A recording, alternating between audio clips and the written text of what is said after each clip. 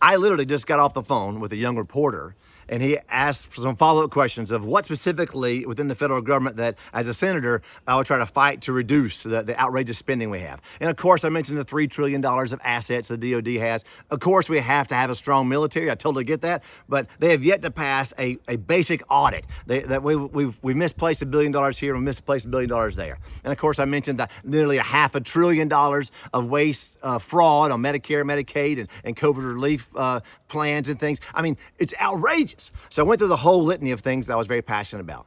After we're off the record, my heart broke for this poor man because he said, Thomas, isn't this common life? Everybody's in debt. Everybody has a mortgage. Everybody has car payments. Everybody has school loans and credit cards. And I was like, John, and that's not his real name, we'll call him John.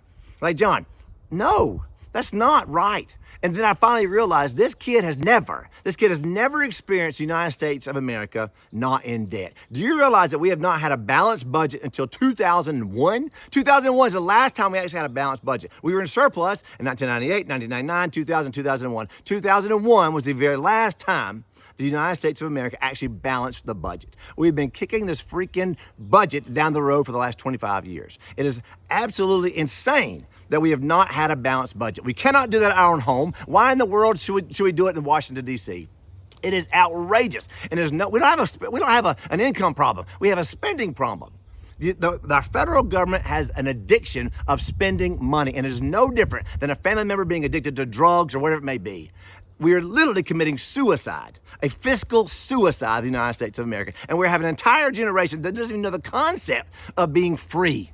Does that make sense? We have bondage. We have enslaved an entire generation that doesn't even know doesn't have a clue about being debt free. Does that make sense? Of being free. Just today, and I'll call him Robert. Today we were just talking about that. How he said, Thomas, to be honest with you, I'm debt free. I have a lot of freedom to do what I want to do. And I was like, man, why don't you tell people about that? Well, I don't want to brag about it, but you know what?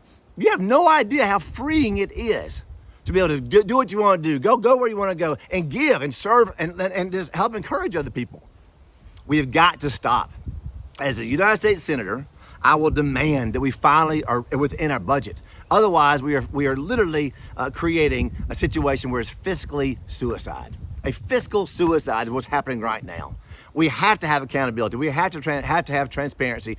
We have to demand it now as citizens. As Thomas Dismukes, I'm running for the United States Senate to represent the wonderful people of South Carolina, and I am passionate about getting us out of debt and free.